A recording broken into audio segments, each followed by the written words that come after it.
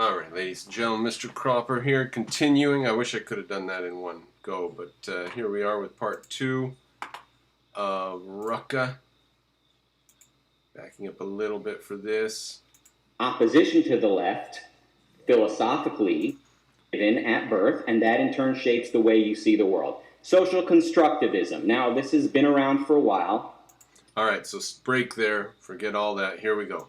And I think if we're going to talk philosophy, I think we need to identify the philosophic root of these different movements. Now, the opposition to the left, philosophically, has largely been biological, kind of biology-based, saying...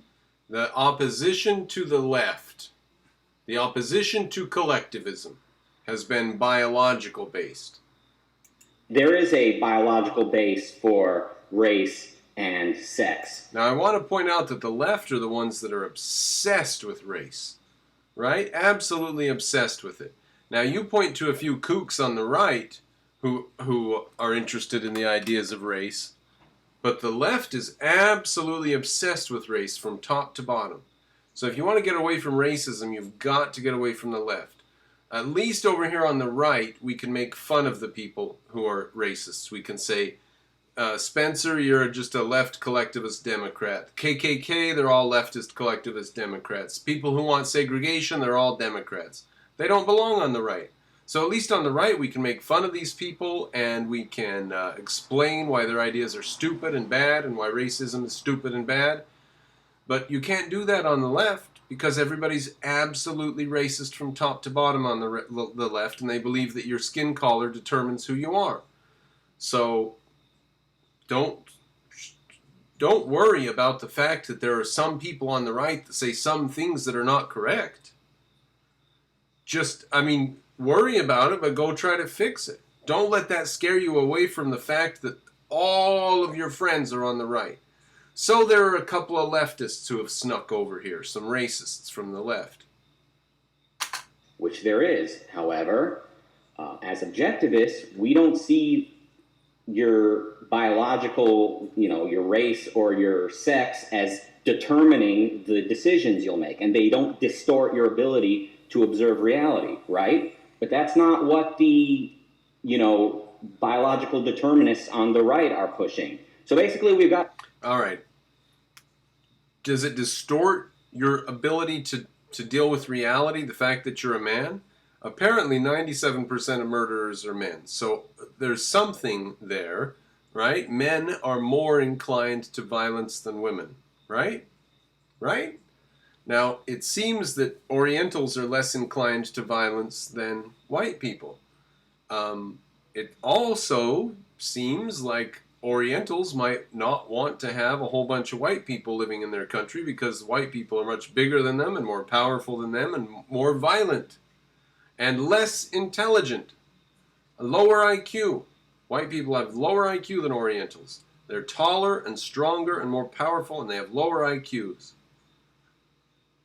So it might be a legitimate concern for Oriental people to not want to have large numbers of white people living among them, right?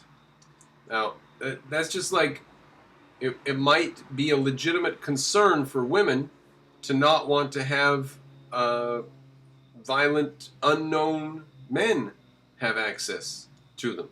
It's, of course women are equal to men, except physically, because men can beat them up, right? Of course we have equality, but we mean equality before the law, not egalitarian equality. Determinism all around us. We've got the left saying you've been assigned this race and gender at birth, and that determines how you see the world and how you're going to behave. And largely we're seeing biological determinists as the opposition to that. Okay, race and gender don't have to determine how you think. They aren't the determining factors for how you think, because you can have philosophy and you can have ideas and you can think on your own. Okay? Does that mean that everybody's going to have ideas and have philosophy and think on their own? What about the people that don't have ideas and don't have philosophy and don't think on their own? Who are they going to think with? How are they going to think? How are they going to choose their thoughts? How are they going to avoid thinking? If you're going to say they're not thinking, well, how are they going to avoid thinking then? They're going to have to take thoughts from somebody else. Who are they going to get it from? Their community, their group, their church, their nation, whatever.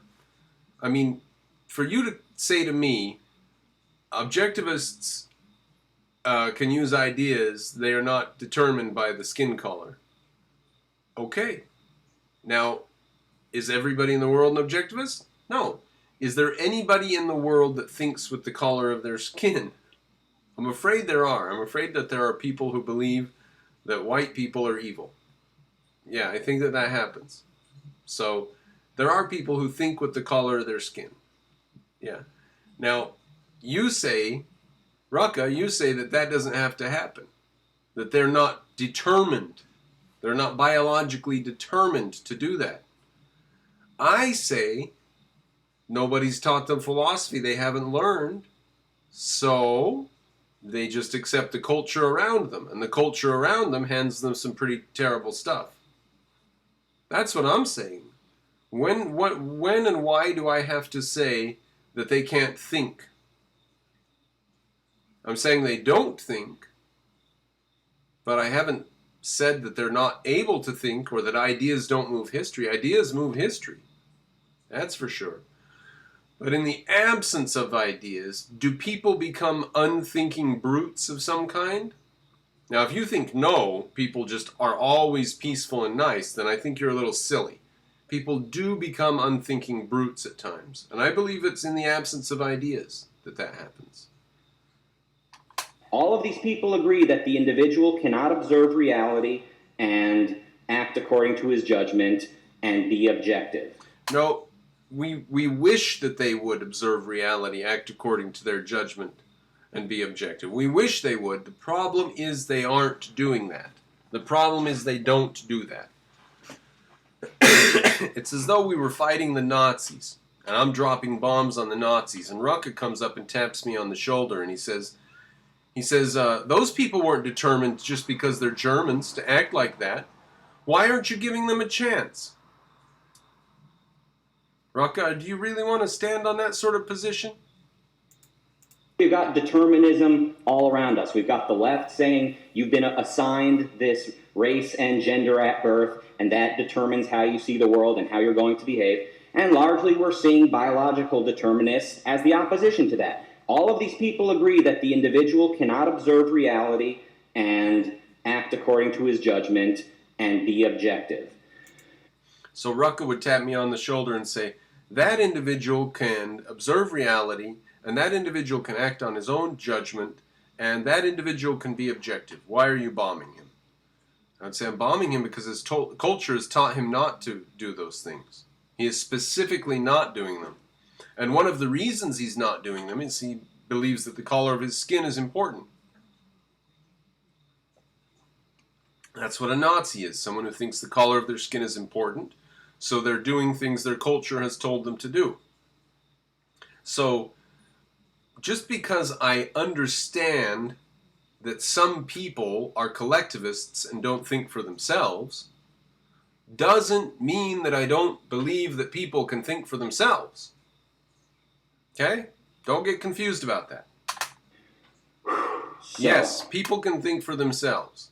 Not everybody does. That's the real problem here. People can think for themselves. People should think for themselves. Now, you cannot make the jump and say everybody does think for themselves, therefore we have to leave everybody alone because they're all thinking for themselves. That's bizarre.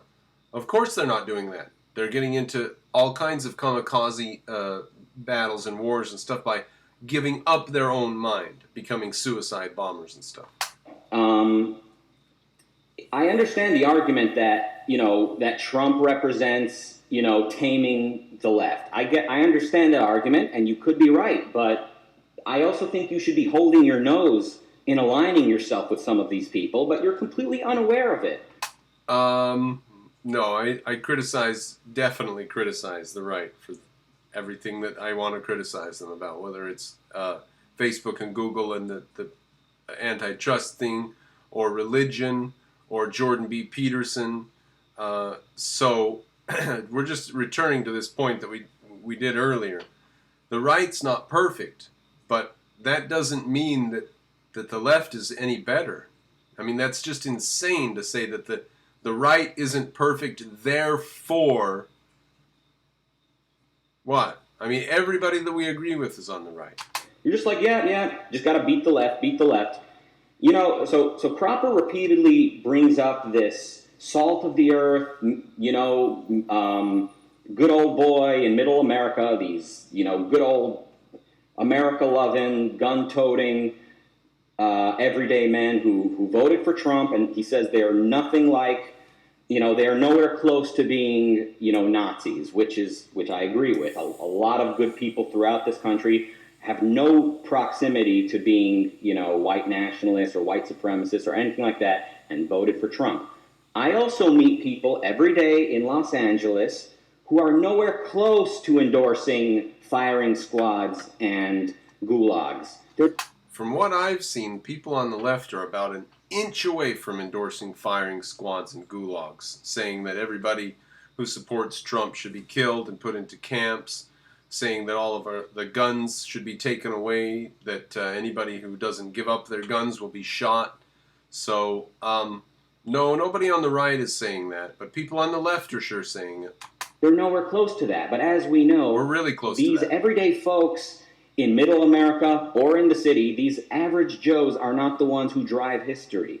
The ones who influence the world are the extremists, the radicals, the consistent. Where do we see extremists and radicals and the consistent, as he says? And that's true. Ayn Rand said in any battle between the inconsistent and the consistent, it's the consistent who win.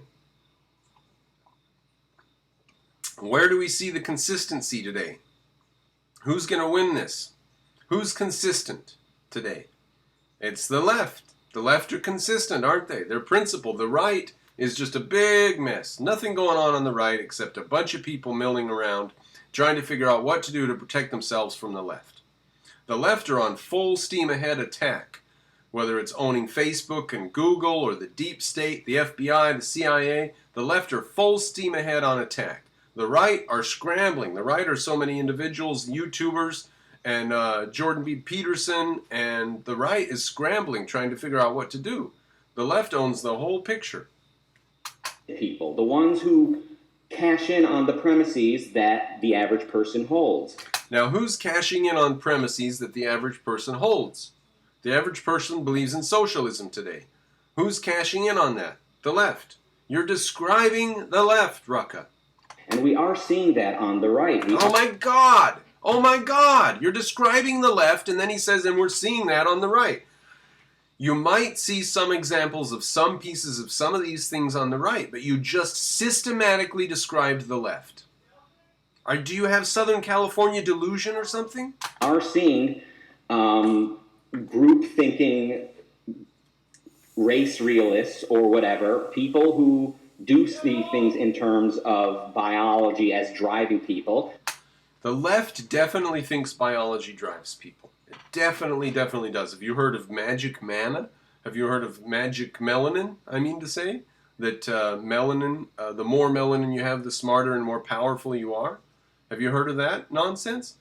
So the blacks are going down very, very bizarre roads with their leftist garbage. It's getting worse and worse and worse. That's for sure. The right? Who are you going to mention on the right? People that come from the left, like Spencer? You're not going to get anywhere with this garbage. Those people are not from the right. They're from the left, Rucka. You're not finding this stuff on the right. Race realists or whatever, people who do see things in terms of biology as driving people. They say things like, oh, we all have a group and we think in terms of groups and we can't help that. And that's what that guy Anor said in talking to Cropper. No, he did not say that. But we definitely all have to admit that for people who don't have ideas, they basically become hordes of unthinking beasts. If you don't have ideas, you're at the mercy of just whatever random ideas come up in your group or whatever traditions happen to be held or whatever.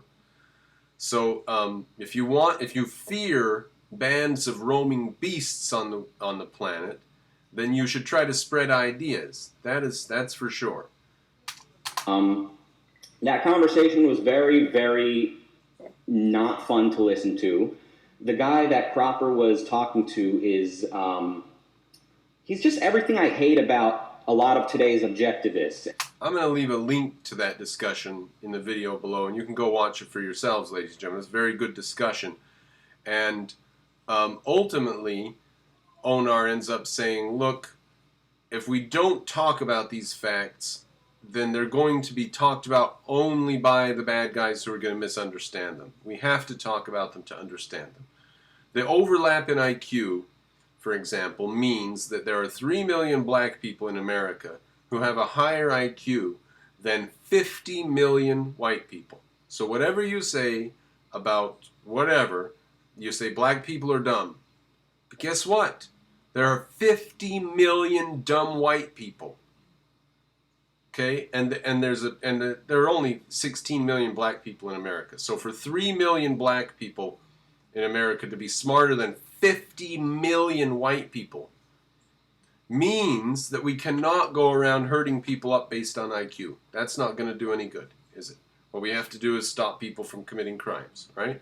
That's what we have judges and juries and police for. So you're still, even if you know statistically something, you still can't do anything about individuals. Still. Okay? So that's what we need to do to understand that subject. We can't just plug our ears and run screaming from the room when somebody tells us that 85% of murders are created by black people. And you say, we can't discuss things based on race. Well, that's a very, very dangerous road to go down. So that's the road Rucka's going down. He's saying we cannot discuss these things. Cannot discuss these things.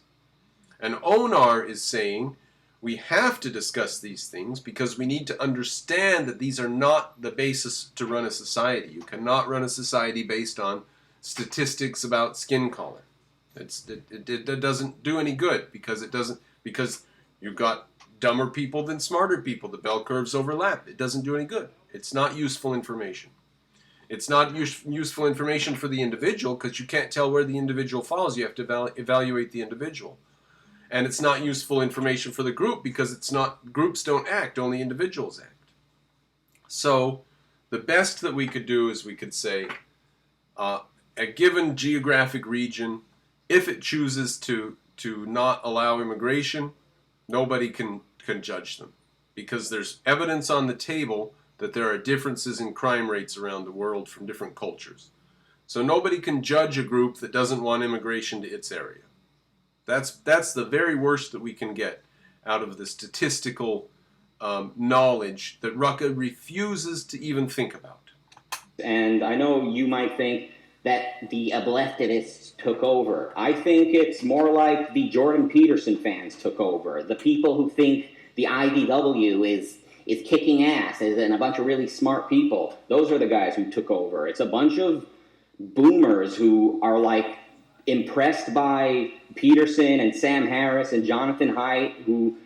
So either Rucka is here saying that he doesn't see a problem at the Ayn Rand Institute with Amy Peikoff and Yaron Brook and Harry Binswanger saying they're garbage. He's not worried about that. He's more worried about people who like Jordan Peterson and think Jordan Peterson's great because, in fact, Jordan Peterson's not that great. He's actually flawed, right? Jordan Peterson's not perfect. Sure, he's in favor of freedom of speech and stuff, but he's got a flaw somewhere in his philosophy, right?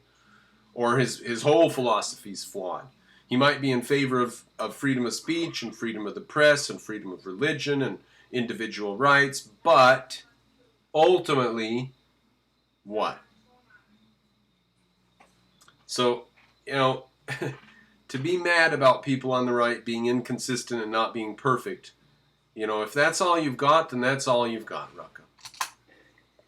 They're just so fucking stupid and...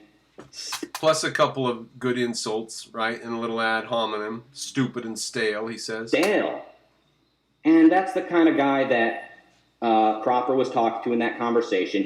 I have ongoing conversation with Onar. You can go watch them all and see if he is stupid and stale. Saying that we all think in terms of groups and we can't help that. And he said His thesis is that you're... We all think in terms of groups and can't help that. That is definitely not his point. But that if we don't think, then we'll probably go along with our group, that's undeniable. Political views are also shaped by your biology.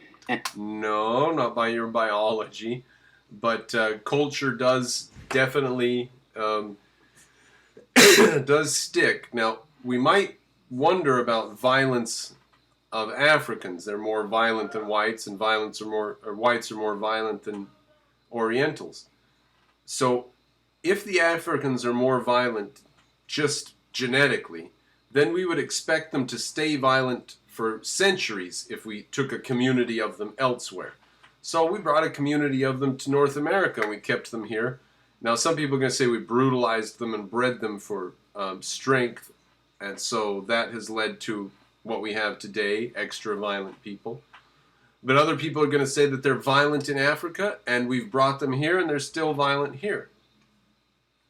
Now, does that mean that individuals themselves can't think? Or does that mean that it's even more urgent for us to spread ideas so that individuals can think for themselves and avoid being just the general violent male that their genes have given them? Because males are 97% of murderers. Now, objectivists are able to, think about things more clearly than some maniac Christian who ends up 99.5% of people in prison believe in God. There are virtually no atheists in prison. So, is it true that objectivism does not have any effect on your ability to think? Of course it does. Objectivism makes you think much more clearly, and you're able to discern consequences and what's the correct path for your life much better. So we should spread ideas, and that will help everybody. It'll help the Chinese and Japanese if they have objectivism, even though they're already smarter than whites and less violent than whites. Objectivism is still going to help them. Objectivism will help everybody. Some people, low IQ people that the army says can't even serve in the army because it costs too much to train them, they might not be able to be objectivists. But it doesn't really matter. What matters is that we spread the ideas, and that the ideas are taken for granted by all of society and everybody in the culture. Whether or not every single individual has read every word of Ayn Rand and understands all of it is not the question, is not the issue, is never going to be the issue. The only way that we're ever going to have a good culture is by spreading ideas and getting everybody to accept them and take them for granted, teach them to their children from a very young age. The idea of freedom of speech, freedom of religion, freedom of the press, gun ownership, these things have to be taught early, young, often, and you can see that this does have a positive effect on individuals. On communities, you can't say there's an effect because it's only individuals that it can affect. But I can show you it does affect individuals, right? Because there are individuals who take exception to their community, even though they are hated for doing so. You can come up with your own examples. All right, let's continue.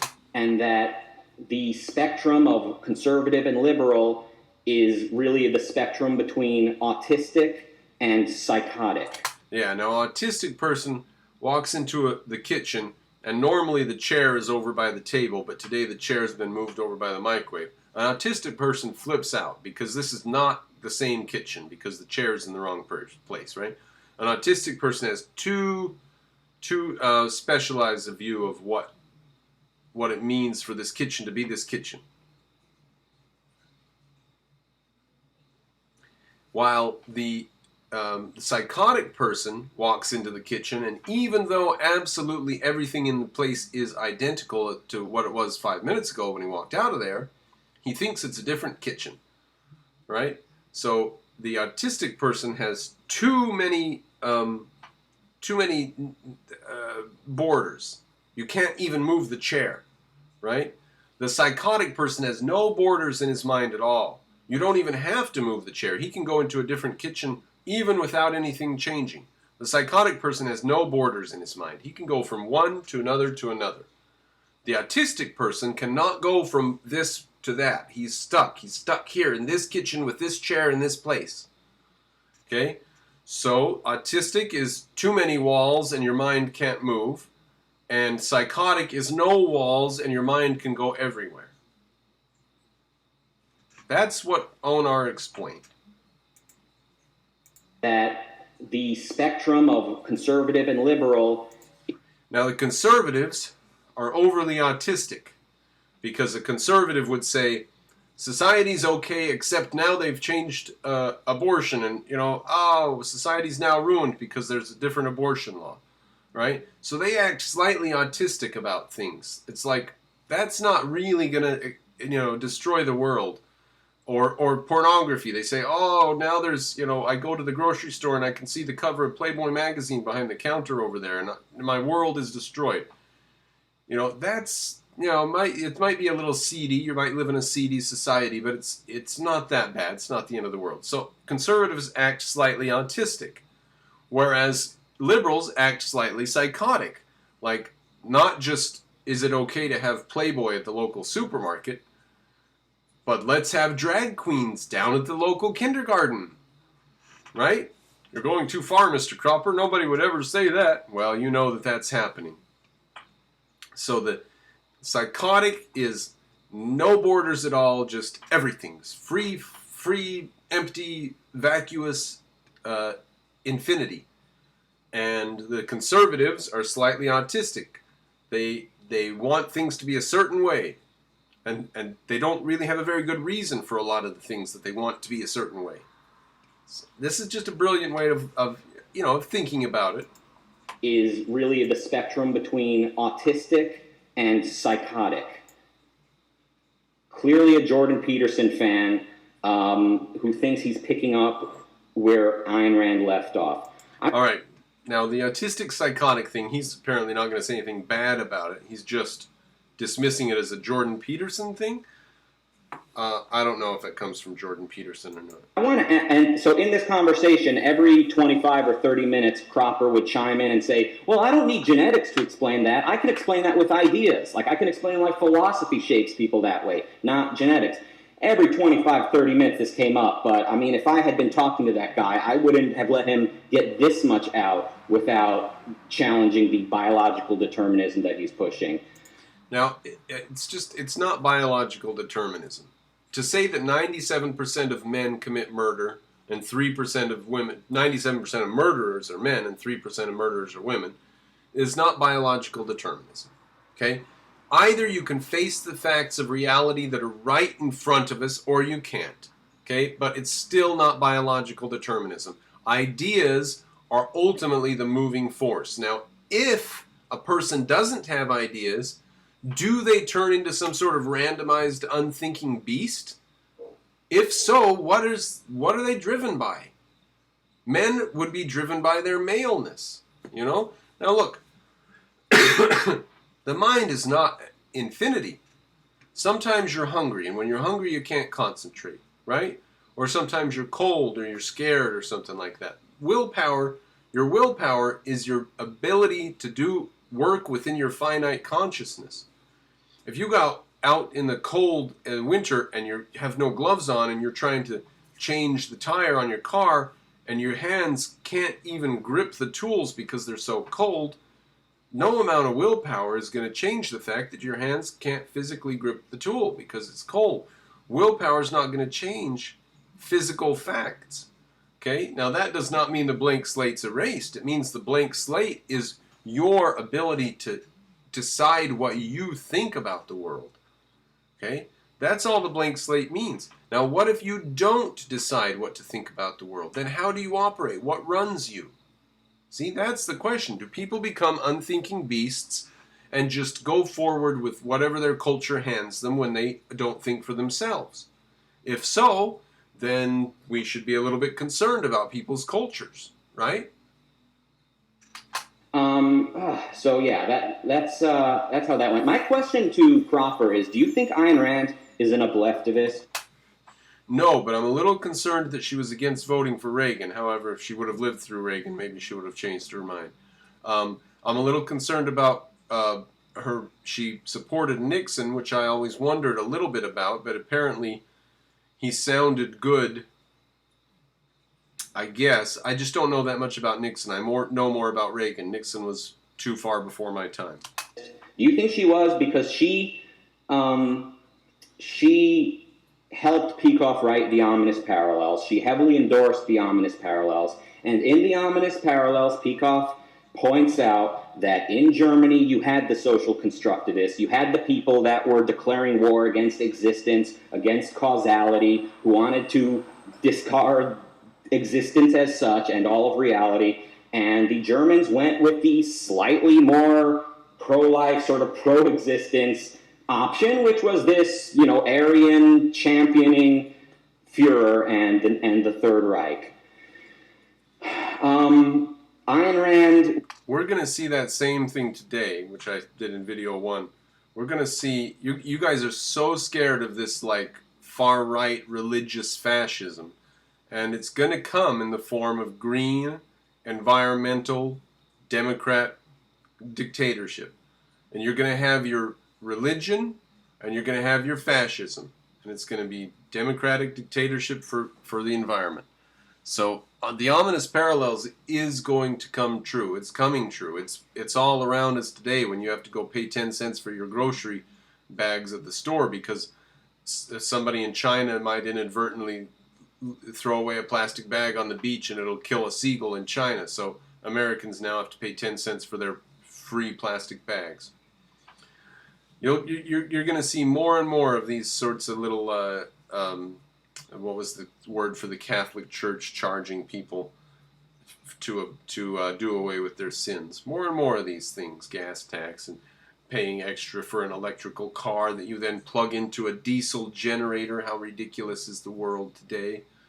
So you're going to get the left turning on into a fascist dictatorship. That's for sure going to happen. And Germany was a far-left fascist dictatorship. Was horrified at George McGovern's candidacy. Yes, she said, she spoke about this. I think this was the topic of one of her Ford Hall Forum lectures. And she endorsed Nixon as the opposition to George McGovern.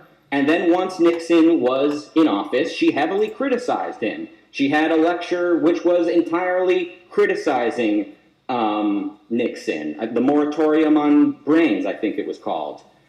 Would you have called her an leftist? Because, why are you criticizing Nixon? We need to... No, I criticized Nixon. Nixon did a bunch of far left things. He did freeze on wages. He did a freeze on wages. Nixon tried to freeze wages. Damn it, why is that doing that? Don't do that. Why are you doing this to me? Sometimes I press close and it doesn't close. Can you believe such a thing happens? Can you even believe such a thing happens? What a stupid thing. Nonsense. He There we are. Okay. Jeez and rice. I'm starting to really despise the Google products. Really, they're really bad. Watch this. Watch this. I've got this new thing here. Oh, I want to go to YouTube. Click on YouTube. Oh, look. Another bunch of things. Where should I go this time? I want to go to YouTube again. Click on it. Or I go up here and I say, what do you want to put into this search bar here? Oh, let's see. I want to put in a birthday cake.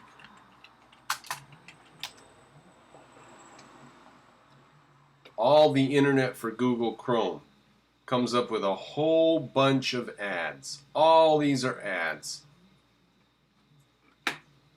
It's not Google. This is run by Google. This is Google Chrome. All right, it's turning into garbage. And one of the ways it's turning into garbage is you press close. Sometimes it closes, sometimes it opens that window in a tab. Can never tell. Lumped together with Nixon and anyone else who's not on the left, not on the far left, and beat the left once and for all. When has that ever worked, Cropper? When has making that your one and only goal, beating the left, when has that ever worked? Conservatives have been saying World War II. They're going to do this for 100 plus years. No, we beat them in World War II. The left is the group that gets into a group and attacks everybody. The right is everybody else. So generally the world's going about its business. Eventually some group gets together and says, let's attack everybody. Let's kill some people and take some territory or something. And another group has to form up in response to attack them back and fight back. The left is the group that forms up into a group to attack people. Here's now. We're going to beat the left. We're going to beat the left, and then we'll sort through our differences. Again, I understand. Yeah, we beat the left in World War II, and after that we sort through our differences, including the Cold War.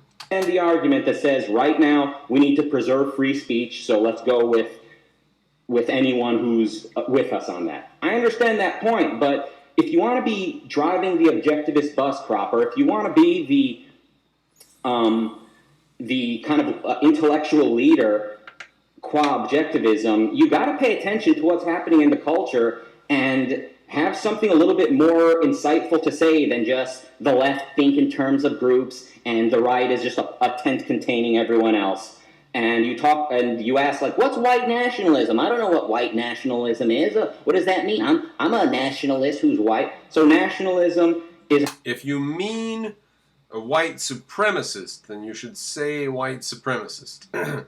White nationalist is just a smear put together by the far left media. So, again, Rucka, you fall into using CNN leftist talking points. It's an ideology. I know it's been used variously in different ways, but what people usually mean when they say it today is they're referring to the idea that the interests of the nation come first and may occasionally trump the rights of the individual. And white nationalism is not a group of civic nationalists who happen to be fair-skinned. White nationalism is an ideology led by people like Richard Spencer, who very, very calmly and with precision explain, using the premises that most people have, what he plans to do. Oh, so those are racists and white supremacists. Those are not white nationalists. Now, the fact that white nationalist is a term that means racists, that ought to tell you something, Rucka. That ought to make you wake up a little bit.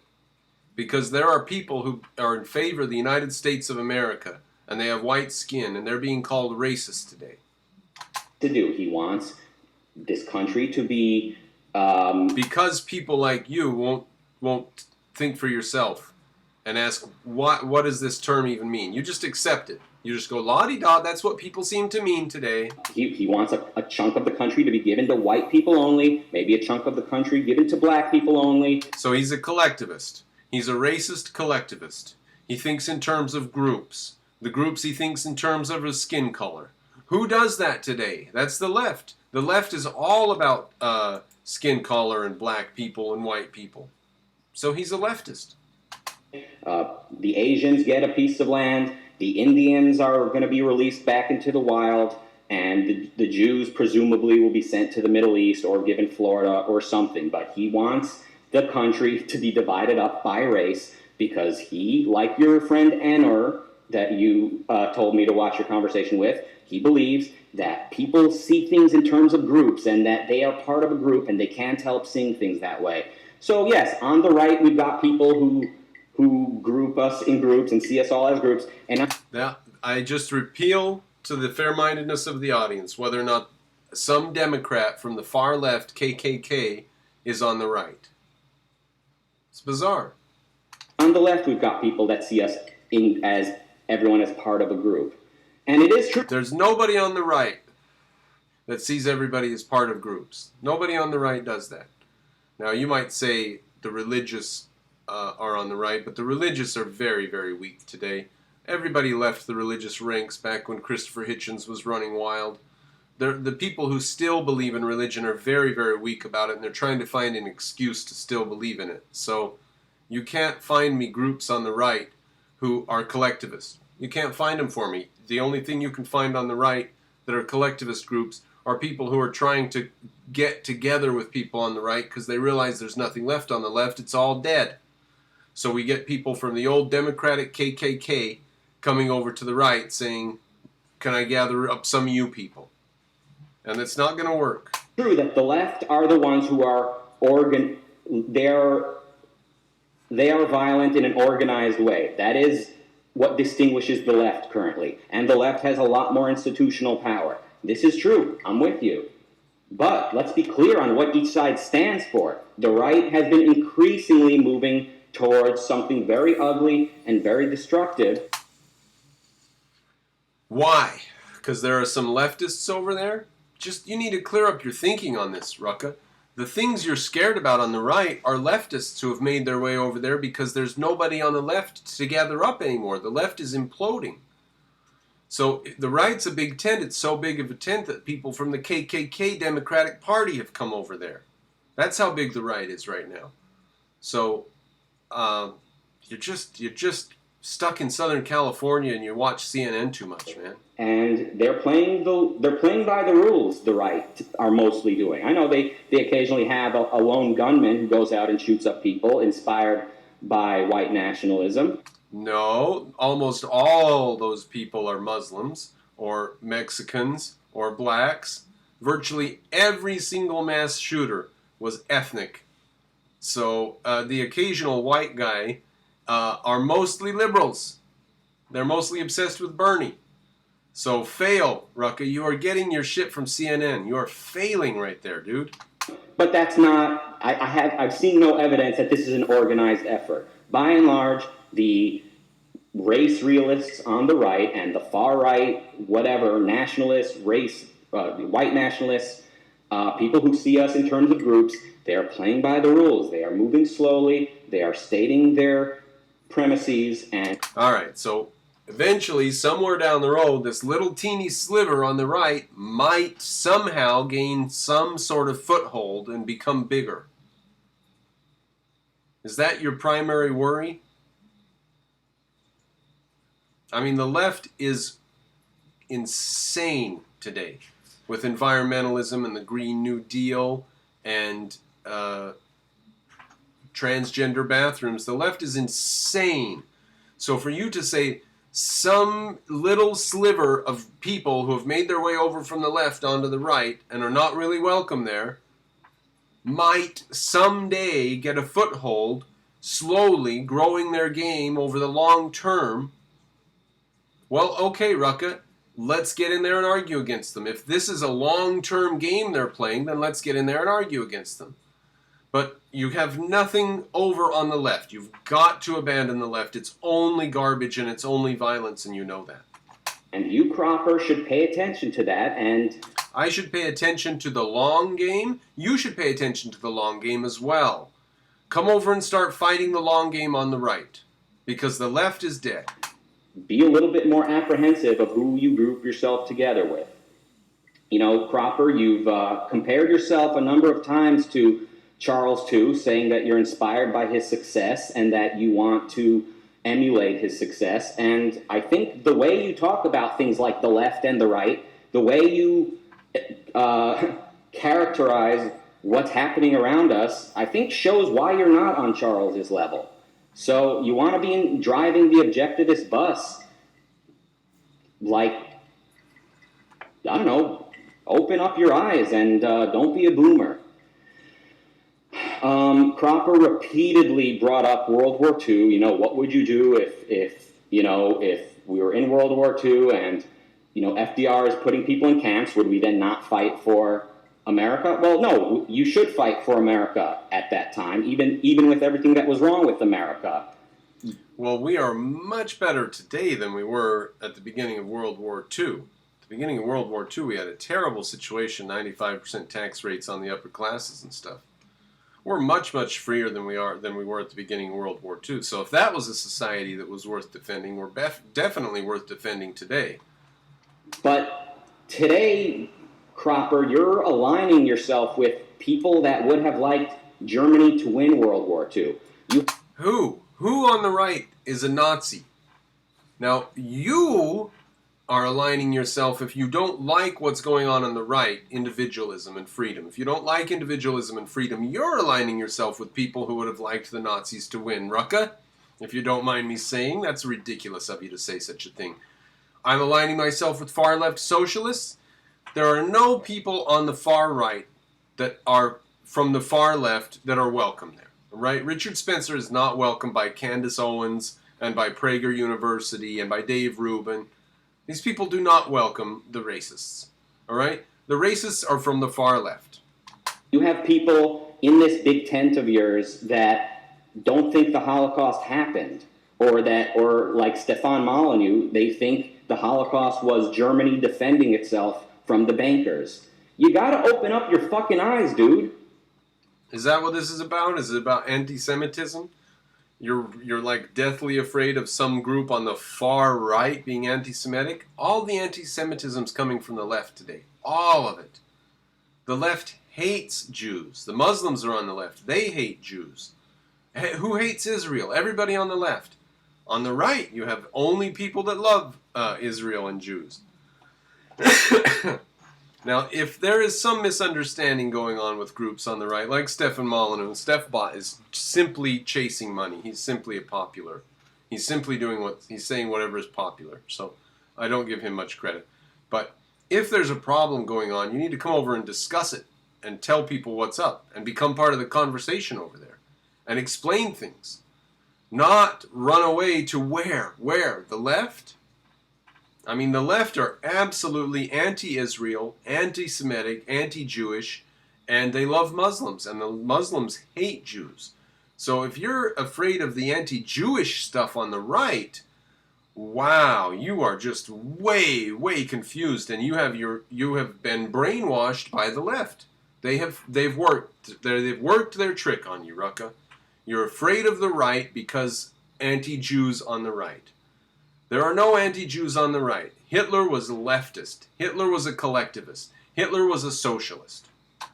These things do have consequences, like... Yeah, gas chambers. Leftists built gas chambers, Rucka. Real consequences. You can't just say, like, oh, we're going to beat the left, beat the left, beat the left. People are driven by ideas. Ideas are the motor of history, and make up your mind. Do you want to be Tucker Carlson and own the libtards, or do you want to be an objectivist and speak in terms of philosophy and really explain what's going on and understand what's happening so that... This is the brilliant part again. Why are we objectivists? So we can understand what's happening, so that we all can better understand. That's what objectivists do. We understand what's happening so that we all can better understand. So, do I want to be just owning the libtards, or do I want to be an objectivist who understands things?